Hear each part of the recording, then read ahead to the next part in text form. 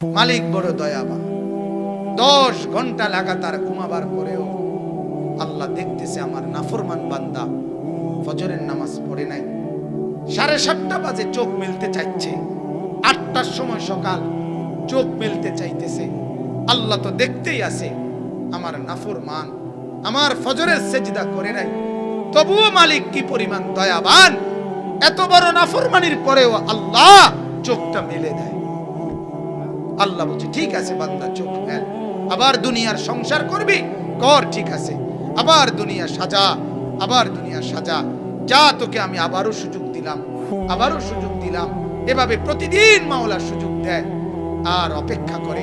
হাদিসের মধ্যে আছে প্রত্যেকটা নাফরমান যখন আল্লাহর নাফরমানি করে, বিশ্বাস করেন বাপ, এই জমিন খুদার কসম আল্লাহর কাছে অনুমতি চায়, আল্লাহ এই বেঈমানকে নিয়া আমি শুধুমাত্র একটা উল্টানি দেই, আপনার কাছে অনুমতি চাচ্ছি আল্লাহ, পায়জেরুম বিসনাত এই পাশ ও পাশ করে আমিও আমার জমিনের তলদেশটা একটু নিচের দিকে উঠাই, আর উপরটা নিচের দিকে নেই, মাটি এত আমার নিচের মাটি উপরে তুলি, উপরের মাটি নিচে তুলি, আমি শুধু একটা গড় দেবো আল্লাহ, পরে নিয়া আপনি আমার একটু ইজাজত দেন।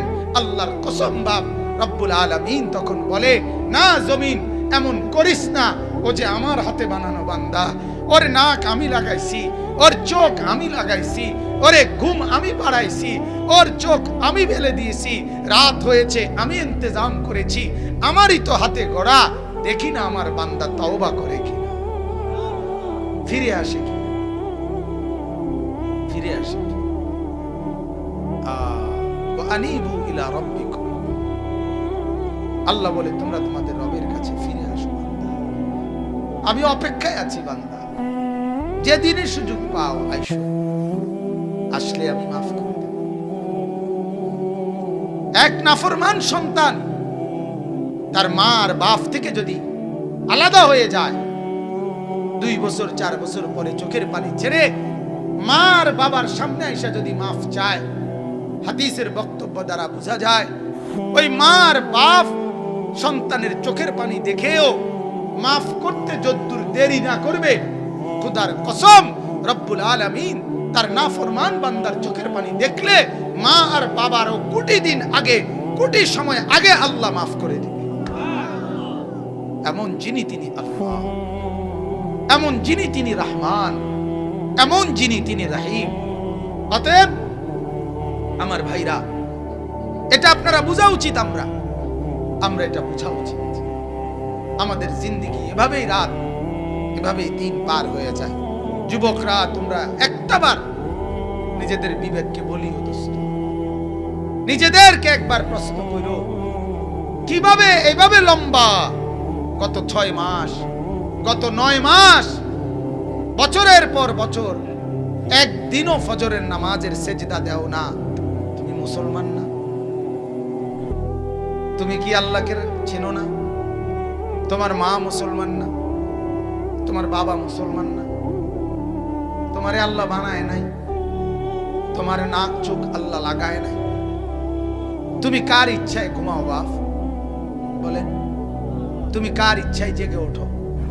তোমার মুখের হাসি আল্লাহর দান, তোমার চোখের পানি আল্লাহর দান, তোমার রাতের ঘুম আল্লাহর দান, তোমার সকালের জেগে ওঠা আল্লাহর দান। এই হাত যখন ঘুমাইছ তখন তো আর নাড়তে পারো নাই, এমনিই পড়েছি। আবার চোখ মেলার সাথে সাথে পুরা বডির স্প্রিং আবার সচল করে দিছে আল্লাহ। যদি মাওলা সচল না করতেন দুনিয়ার কেউ পারত না। যদি আল্লাহ রাত ভোর না বানায়, পৃথিবীর কেউ ভোর বানাতে পারবে না। আল্লাহ কোরআনে বলছে, যদি দিনকে আমি আল্লাহ অন্ধকার না বানাই, কেউ আর রাত আনতে পারবে না। যদি অন্ধকারকে আমি আল্লাহ আলোকিত না বানাই, তাইলে কেউ আর আলো আনতে পারবে না। মান ইলাহুন গায়রুল্লাহ ইয়াতিকুম বিদিয়াইন। কেমনে বললে বুঝবেন আপনারা? আসলে আমরা বুঝি না বাপ, মাঝে মাঝে বুঝি না, মাঝে মাঝে মনে হয় শুধু নিজেই কাঁদি। এছাড়া আর কি করার আছে? চোখের পানি ছাড়া আর কি করার আছে? আপনারা এইখানেও যারা বসছেন, এই যত মাশাআল্লাহ সুন্দর করে বসছে। কেমন সুন্দর হবে যদি জান্নাতে এরকম একত্রে বসা যায়, কল্পনা করেন, ভাবেন না একবার, যদি জান্নাতে একবার বসা যায় এমন কেমন মজা হবে। কিন্তু সেজদা বিহীন জান্নাতে কেমনে যাবে? বন্দিগি বিহীন এই কপাল যদি সেজদা না থাকে কিভাবে যাবে? আল্লাহকে নারাজ করে জান্নাতে কেমনে যাবেন বাবা? কেমনে? দুনিয়া ভোগ করতেছেন, দুনিয়াই ভোগ করছেন। খুব বেশি কি ভোগ করছেন বলেন? এমন কোন দিন গেছে যেদিন পেরেশানি নাই? কথা বলেন না ভাইয়া, কোন দিন গেছে? এমন একটা দিন গেছে নি পেরেশানি নাই? পেরেশানি ছাড়া কোন দিনটা গেছে? সিএনজির একজন ড্রাইভার তাকায় থাকে তীর্থের কাকের মতো, কখন একজন কাস্টমার আসবে। তার কলিজার ভিতরে অস্থিরতা, একজন কাস্টমার। একজন দোকানদার তাকায় থাকে একজন কাস্টমারের দিকে। এই তো দুনিয়া, সারাক্ষণ পেরেশানি। কখন জমবে কয়টা টাকা, কখন জমবে কয়টা খাবার। এই না রব্বুল আলামিন বলেন, আমি আল্লাহ তাআলা যদি শান্তি তুলে নেই, আমি যদি রিজিক তুলে নেই, আমি যদি দুনিয়া থেকে তোমাদেরকে দুর্ভিক্ষ দিয়ে দেই, আমি যদি অভাব দিয়ে দেই, আমি যদি দারিদ্রতা দিয়ে দেই, কে আছে তোমাদের এই অভাব আর দারিদ্রতা দূর করবে? কথা বলেন না। যে হসপিটালে মানুষ সুস্থ হয়, ওই হসপিটালে মানুষ মারা যায়। যে ডাক্তারের প্রেসক্রিপশনে মানুষ সুস্থ হয়, ওই ডাক্তারের প্রেসক্রিপশনে ওষুধ খায় মানুষ মারা যায়। ওষুধ খাইতে খাইতে মানুষ সুস্থ হয়, ওষুধ খাইতে খাইতে মানুষ মারাও তো যায়। বোঝা গেল ওষুধের হাতে তো কিছুই নাই, হসপিটালের হাতে তো কিছুই নাই, ডাক্তারের হাতে তো কিছুই নাই। যা তা একমাত্র কায়নাতের মালিক আল্লাহ তাআলার হাতে। তাকে কেন নারাজ করছেন? কেমনে বললে বুঝবেন? যদি বলেন হাত ধরে বলি, তা আসেন হাত ধরে। যদি বলেন বুকে জড়াইয়া বলি, যুবক আসো বুকে জড়াইয়া ধরি, তোমাকে ধরেই কাঁদি। চলো। চেহারা সুরতের কি হালাত। যতজন বসছেন সবাই এশার নামাজ পড়েন না, আমি জানি, আমার আন্দাজ আছে। চেহারা দেখলেই বোঝা যায় বাপ।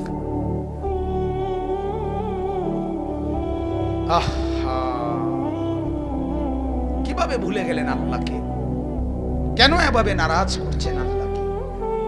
মুসলমান, এত ব্যস্ততার ভিতরে দুনিয়ার সব কাজ করা যায়, তো নামাজও তো পড়া যায়, এটা তো কঠিন কিচ্ছু না। আলগা কোনো বোঝা না, সিমেন্টের বস্তা আলগি দেওয়া না। হ্যাঁ, এটা কি একটা গাজি টাঙ্কি কান দিল? কি এটা কঠিন কি জিনিস? এটা চলেন, আল্লাহ আমাদেরকে বুঝ দান করেন। যাদের বুঝ আছে তারা কাঁদেন, তারা চোখের পানি ফেলিয়েন, বাকিদের হেদায়েত তাইলে ভালো। এই মুরব্বী কিছু আছেন তো ফাঁকে ফাঁকে, চেহারা দেখলে বোঝা যায় নামাজি। যুবকও কিছু আছেন নামাজি, আপনারা কাঁদেন মাঝে মাঝে এক দুটা চোখের পানি। চোখের পানির বড় দাম। আল্লাহকে চোখের পানি ফিরে বলবেন, আল্লাহ আমার জাতিকে বাঁচান, আমার কওমকে বাঁচান, যুবকদেরকে বাঁচান, মা মেয়েদেরকে বেপরদেগি থেকে বাঁচান। বলেন আমিন। আমি প্রায় বলি, আমার মাঝে মাঝে কথা মনে হয়, এশার নামাজ, ফজরের নামাজ, এই নামাজগুলো না পড়ে পড়ে যারা বছরের পর বছর ঘুমায়, দিনের পর দিন ঘুমায় থাকে, ছেলেরা, যুবকেরা, মারা, পুরুষেরা, বাবারা। মুসলমান, যদি আল্লাহ তাআলা একজন ফেরেশতাকে একটা বারের জন্য বলতেন, ফেরেশতা এই নাফরমানকে শুধু একটা চটকনা দিয়া, তাইলে তার 14 গোষ্ঠীর জীবনে আর কোনোদিন সে নামাজ ছাড়ত।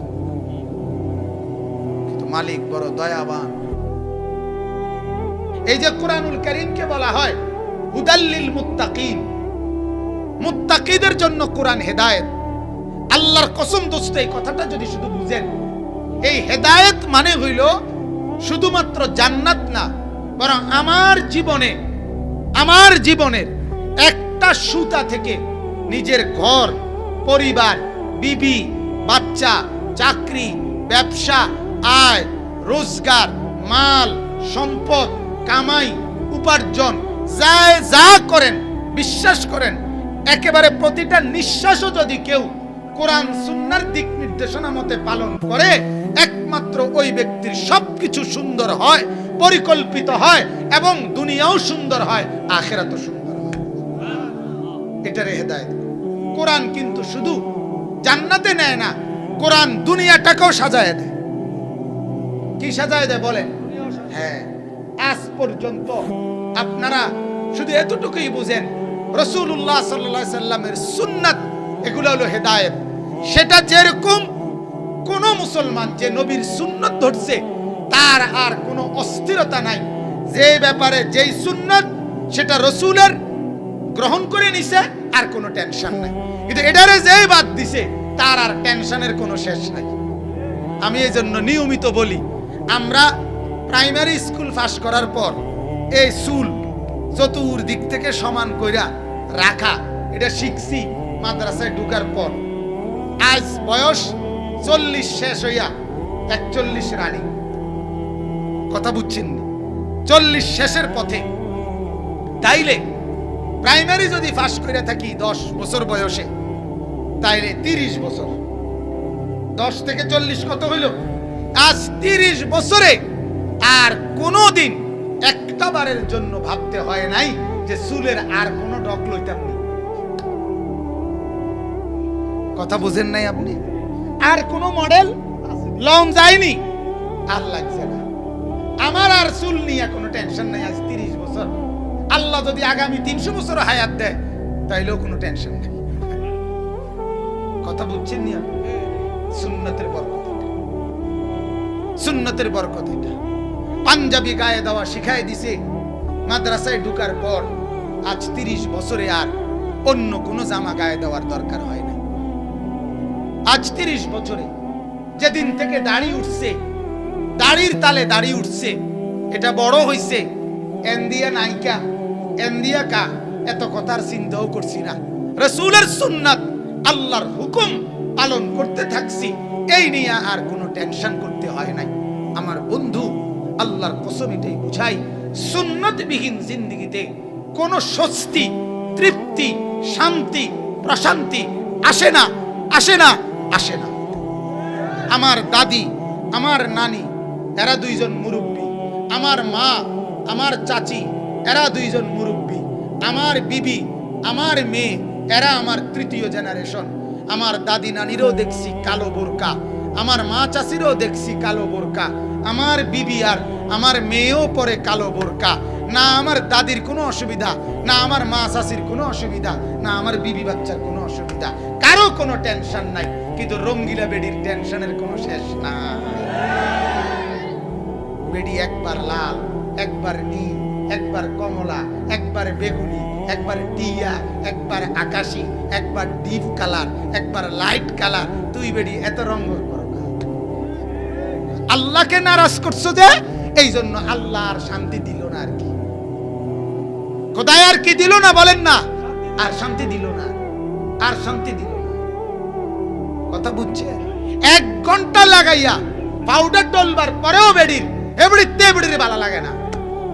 আরো পাউডার, আরো লাগায়, আরো লাগায়। বেড়া ডাইক শিক্ষার্থী আছে, বেড়া আগো সিএনজি সাইরেল জায়গাতে আছে। তো তে বেড়ারে দাঁড় করে রাখছি 20টা মিনিট ধরে। তারে কইছি লক লক যাইবো, বেডি রেডি। তুমি যে এই বেডি ভিতর থেকে রেডি হয়, তোর বাপেরে ক গিয়ে রেডি হইতে আছে। এবড়ি রেডি হয়, রেডি হয়। কথা বলেন না কেন? রেডি হয়, শুধু রেডি হয়। বদনা এক জোড়া কিনবো, জুতো এক জোড়া কিনবো এবড়ি এই কোম্পানিগঞ্জ থেকে। ইডার লাগিয়ে এবড়ি রেডি হইতে আছে 1 ঘন্টা ধরে। কারে দেখাইতে রেডি হয়? কি দেখায়? কি তো পাউডার রেডি দেয়, আবার নিজে দুইয়ালায় কত পরে। আল্লাহ আমাদেরকে মাফ করে দেন।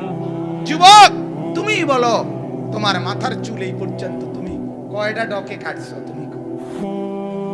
তুমি বলো। স্বস্তি তুমি পাইছো কিনা তুমি বলো। তোমরা যুবকরা বলো, তোমরা নিশ্চিন্তে তৃপ্তি তো পাইলা না, তুমি তো তৃপ্ত না, তাহলে মানুষে তোমারে দেখে খুশি হবে কেমনে? তুমি নিজেই তো খুশি না, তোমার কাটিং এর উপরে তুমি তো খুশি না। তুমি তো মাসে 6 মাসে 9 মাসে 3 মাসে 1.5 মাসে তুমি তো ডিজাইন বদলাও, প্যান্ট বদলাও, শার্ট বদলাও, চুল বদলাও, কাটিং বদলাও। আল্লাহকে ছেড়ে দিছো তো, রাসূলের সুন্নতকে ছেড়ে দিছো তো, আল্লাহর কসম শান্তি আল্লাহ তুলে দিছে। শান্তি আর পাইলা না। আল্লাহর কাছে ফিরে না আসলে, রাসূলের কাছে ফিরে না আসলে মৃত্যু পর্যন্ত শান্তি জুটবে না। আপনারাই শহরে বন্দরের হাসি, এগুলো ফরমালি। কোটিপতির হাসি ফরমালি। কথা বুঝছে? আমারে সেদিন দোয়া চাইছে বেটা, বিশাল বড় শিল্পপতি, 7,000 কর্মচারী ওনার, ঢাকা শহরের শিল্পপতি। 27 জন না 29 জন কুকার মানে বাবুর্চি রান্দে। দোয়া চাইছে, অন্যরা কইতেছে 2-3 জনে বিশাল শিল্পপতি। ওনার লগের একজন আমার আলগা কাছে নাই, কানে কানে কইছে 900 কোটি টাকা ঋণ।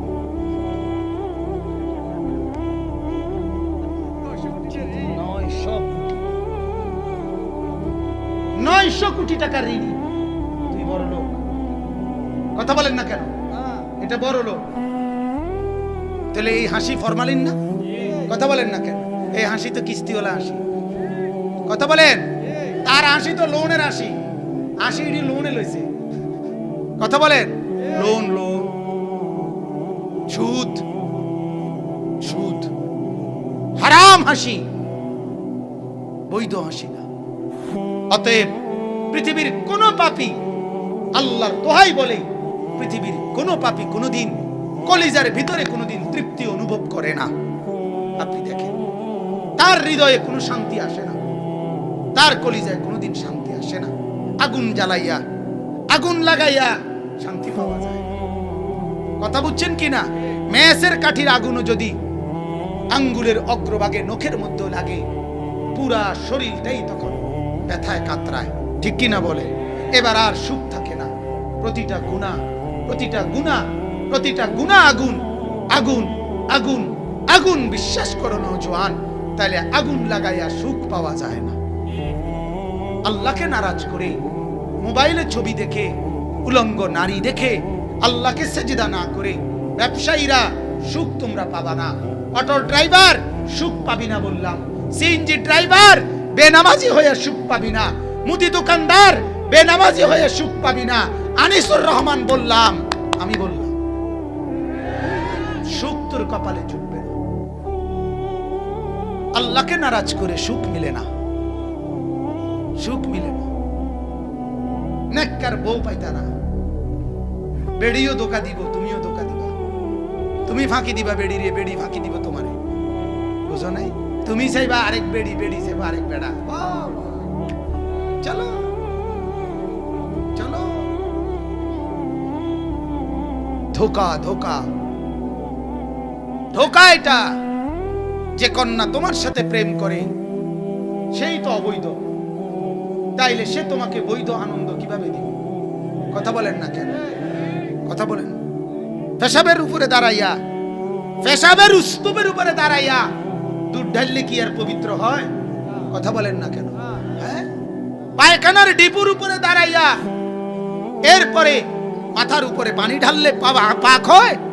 তাইলে পার্কের মধ্যে একত্রে বইয়া ভালোবাসা পবিত্র, তোমার আমার প্রেম সত্য, আকাশ সাক্ষী, জমিন সাক্ষী, কাউয়া সাক্ষী, কুত্তা সাক্ষী, বিলাই সাক্ষী, ভালোবাসা পবিত্র।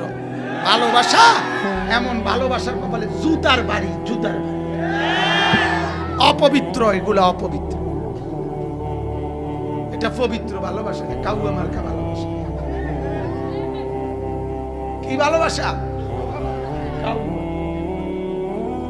বলেন নাউজ। আল্লাহকে নারাজ করবা, দুনিয়ায় শুধু কিছু খাইতে পারবা, ভাত তরকারি, গোস্ত, মাছ, শেষ পর্যন্ত টয়লেট। 3 থেকে 3.5 ঘন্টা মেয়াদ। ঠিক কিনা বলেন? বন রুটির মেয়াদ এত কম থাকে না। এই যে বন রুটি যেটি চিল্লিয়া দেয়, এটা তো তোমার 2 দিন মেয়াদ। কথা বলে না কেন? আরে বন রুটি, ভাও রুটি, বন রুটির মেয়াদ এত কম না। তোর ফেডের মেয়াদ যে তোর ফেডা, তুই কি পরিমাণ তোর এ দুটি ভাত তরকারি খাইলি, কমপক্ষে 6টা দিন মেয়াদ রাখতে না। কথা কর না কেন? এত ভালো গোস্ত খাইয়া, এত সুন্দর রান্না খাইয়া একটা সপ্তাহ মেয়াদ রাখতে না, 3 থেকে 3.5 ঘন্টার মধ্যে মেয়াদ উত্তীর্ণ হয়ে গেল। কি পরিমাণ দুর্বল আমরা! আমরা আবার বড়াই করি, হ্যাঁ, আমরা আবার বড়াই করলে সাজে এটা আদব। বহুত জনের তো ফ্যান বালা না, কথা বুঝছেন? নামাজ পড়তেন না জিঙ্গেল না, হুজুর পড়লাম বলে একটু সমস্যা। সমস্যা কি আপনি গোটা উঠছে কোনো না? গোটা না, লজ্জা থাকা দরকার বেটা। তোমরা যারা পেশাব করে পানি লাও না মুসলমান, ওই 2 বছরের বাচ্চা 6 বছরের বাচ্চার থেকে শিক্ষা নাও বেটা, লজ্জা থাকা দরকার। ওই বাচ্চার মাও তো 2 বছরের বাচ্চা, মুচ্চা দিলে ওই হাফ প্যান্ট আর ফিন্দায় না, গুলালায় নতুন পবিত্র হাফ প্যান্ট ধোয়া হাফ প্যান্ট তারে ফিন্দায়, ঠিক কিনা বলেন না? আর তুমি এই মুত লইয়া, এই লুঙ্গিটা লইয়া, ফ্যানিটা লইয়া আড়ো কেমনে? হ্যাঁ, নির্লজ্জ। আত্মমর্যাদা কাকে বলে? আত্মসম্ভ্রাম তো থাকা চাই, আত্মসম্মান তো থাকা চাই। আমি আপনাদের কাছে কথাটাই বলতে চাচ্ছি, যারা নামাজি আছেন, 1 নম্বর কথা হলো আপনার নামাজ আপনি কোনো অবস্থাতে ছাড়বেন না, বলেন ইনশাআল্লাহ। 2 নম্বর কথা হলো যারা বেনামাজি আছেন, তারা কেন বেনামাজি হয়ে আছেন তারা একটু ভাববেন।